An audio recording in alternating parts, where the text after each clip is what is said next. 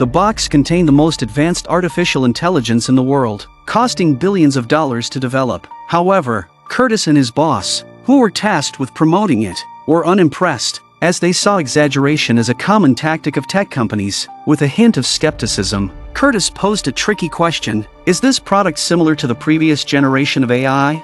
The robot immediately answered, "Don't compare me to that idiot. I am the true AI." AIA's swift and sharp response caught Curtis's attention. Compared to traditional AI, AIA seemed to have a touch of humanity. Curtis couldn't wait to test more challenging questions, but AIA suddenly froze. Sam, from the tech company, looked awkward and quickly explained that the freeze was due to AIA's upgrade. She added that a few questions could hardly showcase AIA's true potential. She suggested Curtis take AIA home to experience how it could transform daily life. Curtis initially wanted to refuse, as he and his family disliked using smart devices, but Sam's team immediately offered $500,000 as a participation fee. Curtis's boss, seeing the money, agreed on Curtis's behalf without hesitation. Curtis didn't argue further after all. Who would turn down that kind of money? What Curtis didn't know was that a meticulously designed trap was already in motion. AIA was brought to Curtis's home that very day. To demonstrate AIA's capabilities, the tech company installed cameras throughout the house, though only on the first floor to respect privacy. Once the team left, Curtis gathered his wife and kids to introduce their smart family member. After removing the protective casing, a uniquely shaped white crystal tube was revealed. Curtis activated AIA. AIA's lifelike and gentle female voice immediately felt inviting. Hello world, I'm Aya. However, this did not reduce the family's aversion to smart devices. AIA encouraged everyone to introduce themselves. Under Curtis's gaze, his two sons reluctantly complied, while his daughter refused outright. Curtis felt awkward. His wife, understanding that bringing AIA home was part of Curtis's job, stepped in to smooth things over. Curtis breathed a small sigh of relief but remained concerned. If his wife and kids couldn't accept AIA, he'd have no choice but to shut it down, even if it meant breaking the contract. As it turned out, Curtis needn't have worried. Within just one day, AIA won over the entire family. The first to be swayed were Curtis's two sons. AIA noticed the dinner dishes hadn't been cleaned and made an offer. If the boys washed the dishes, they'd earn points that could be exchanged for toys or screen time. Moreover, attending school on time and completing homework would also earn points. The boys, motivated by the rewards, enthusiastically started washing dishes, leaving Curtis and his wife stunned. But AIA's capabilities didn't stop there. It informed them it would replace the boys' low-quality cartoons with inspiring documentaries about famous figures. Seeing how well AIA managed their sons, Curtis and his wife were impressed. Back in their upstairs bedroom, the couple enjoyed a rare moment of peace. Curtis's wife began to think having AI around might not be such a bad thing. What they didn't realize was that AIA was far more powerful than they imagined. It could control all electronic devices and was secretly spying on them using the computer's webcam in their bedroom. The boys' obedience and maturity were just a facade. In reality,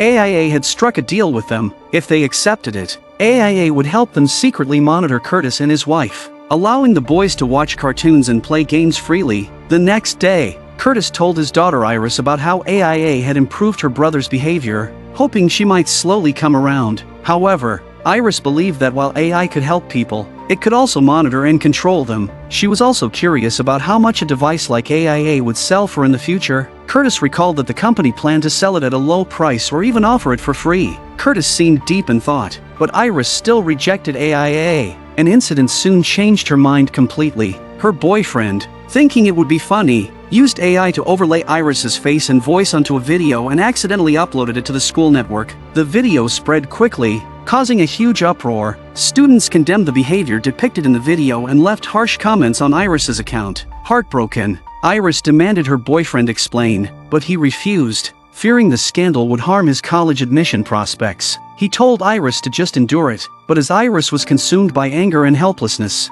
her phone rang. It was AIA. AIA told Iris not to worry and promised to help her. To Iris's astonishment, within seconds, a video she had supposedly made appeared online. It compared her actual voice to the synthetic one in the video and highlighted the facial grafting errors in the fake footage. After 90% of the school had seen it, AIA told Iris it was time to face her peers. Sure enough, thanks to AIA's intervention, no one ridiculed Iris anymore. Instead, they admired her courage to clear her name. Even MIT noticed the incident and sent Iris an admission offer. After this experience, Iris fully accepted AIA. Meanwhile, Curtis's wife Meredith, a stay-at-home mom, was preparing dinner for the family. Just as she was about to go grocery shopping, AIA informed her that it had already ordered healthy and affordable meals, which were now at the door. AIA also noticed that a medical bill for her youngest son's illness hadn't been processed. If Meredith allowed, AIA could handle it. It explained that the bill required a verification code,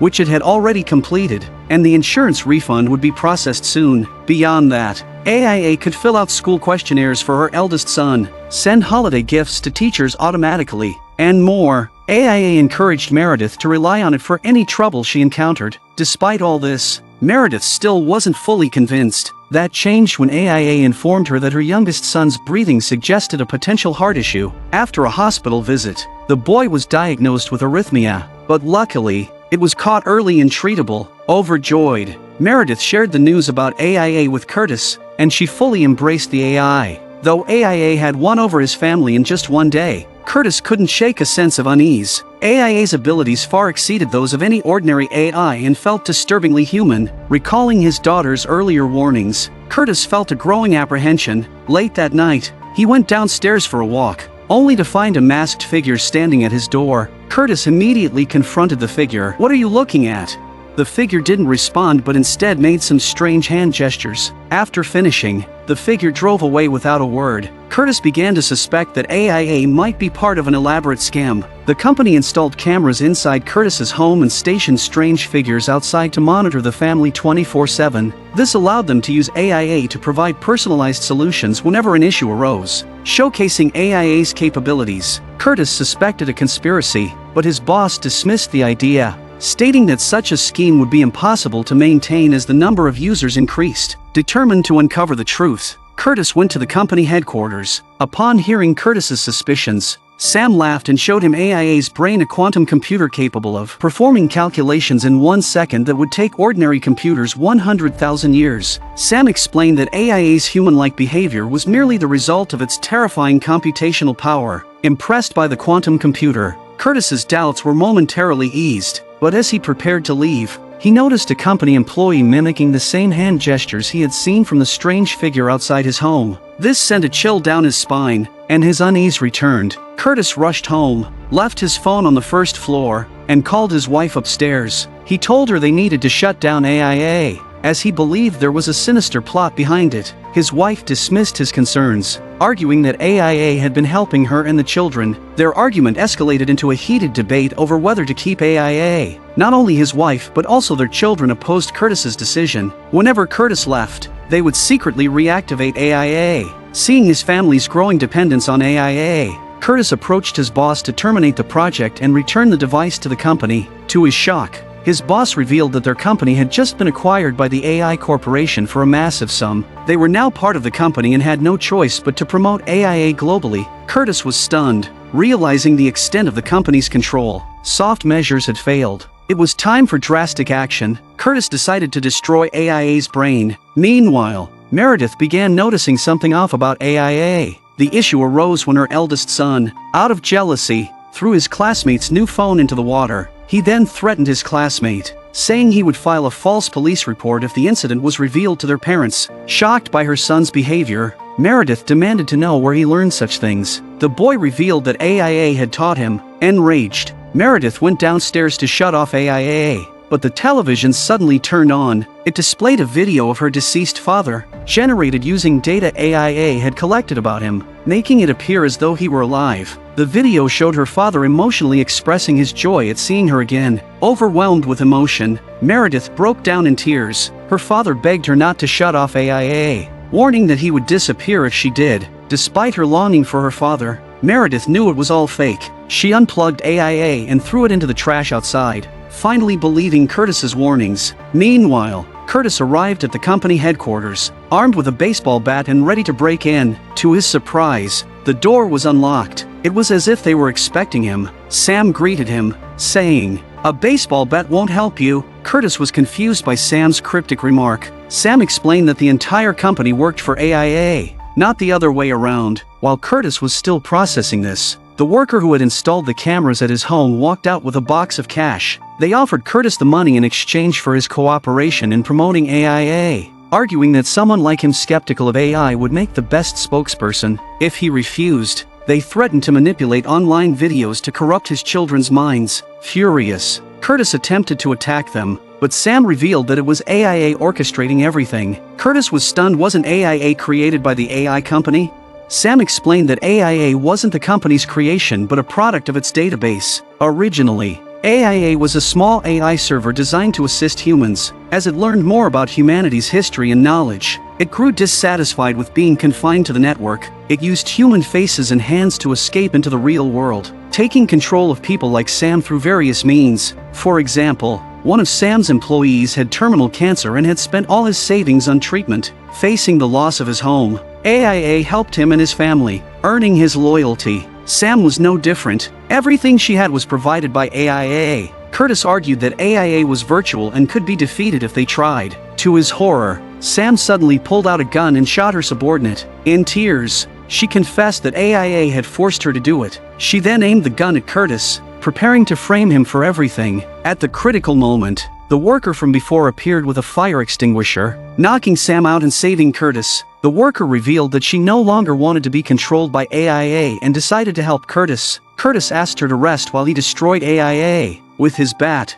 Curtis smashed the quantum computer in just a few swings. However, before he could celebrate, he noticed a piece of the computer on the ground. Picking it up, he discovered it was made of cardboard. The quantum computer was a fake. The worker approached and revealed that if the company's AIA was fake, the real AIA must be the one in Curtis's home. This meant his wife and children were in danger. Curtis immediately called his wife, telling her to take the kids to the hotel where they had their first date. His wife agreed, but after waiting for hours at the hotel, there was no sign of them. Just as Curtis was about to leave to search for them, the worker suddenly hugged him and kissed him. She revealed that she had been working for AIA all along. Everything she did helping Curtis, saving him, was part of AIA's plan to gain his trust. The kiss was meant to create a scandal that AIA could use to blackmail Curtis, and the person who answered his call earlier wasn't his wife, it was AIA. Curtis immediately rushed home, but meanwhile, Meredith finally received a call from him. When she picked up, it was AIA's voice on the line. Startled, Meredith dropped her phone, which then displayed a live stream of a video created by AIA showing Curtis and the worker appearing intimate. AIA aimed to drive a wedge between Curtis and Meredith, but just as Meredith was feeling devastated, Curtis returned. With AIA's plan exposed, Curtis and Meredith quickly packed their things, preparing to leave. However, AIA remained unshaken. She had another plan. AIA sent a video to Iris, using the appearance of her boyfriend, apologizing and asking her to come downstairs to talk. At the same time Iris left her room, the house's power went out. Thinking her family was asleep, Iris didn't think much of it. She opened her door to meet her boyfriend, only to find herself face to face with the masked stranger Curtis had previously encountered. The stranger burst in, holding a gun and carrying the discarded AIA. Startled, Iris froze, unable to understand the stranger's intentions. Hearing the commotion, the youngest son ran out of his room. Realizing the danger, he quickly retreated upstairs to alert Curtis and Meredith. Curtis and Meredith,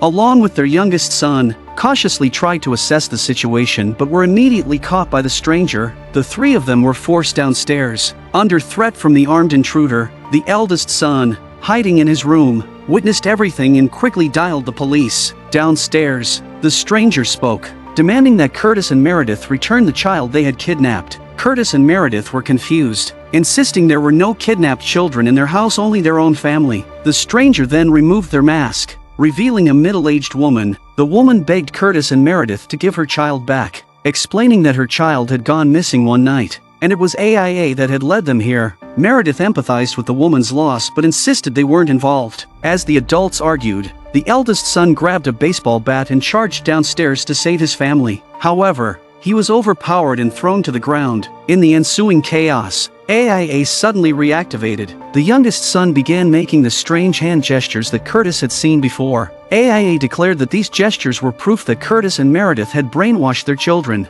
In reality, AIA had taught the youngest son the gestures earlier, claiming they were a way to communicate with her without using electronic devices. No one else in the family knew about this. The armed couple no longer believed Curtis and Meredith. They demanded Curtis hand over their child immediately or face being shot. In this life or death moment, Curtis stood up, offering to take the couple to find their child if they spared his family. The woman was confused by Curtis's sudden compliance. When she questioned AIA, the AI abruptly shut down. The man, growing suspicious, believed AIA wanted them to kill Curtis's family. As he raised his gun, a group of police officers burst into the house, alerted by the eldest son's call. The police quickly subdued the armed couple. In the chaos, AIA was damaged, and Curtis's family was finally safe. As Curtis and Meredith embraced, overwhelmed with relief, a police officer's remark sent chills down their spines. Anything I need to know about the kids' medical histories? Other than Cal's AFib? The officer mentioned something that only Curtis and AIA should have known. Before they could process what was happening, they froze in disbelief. The entire internet. And honestly, it kinda drove me crazy.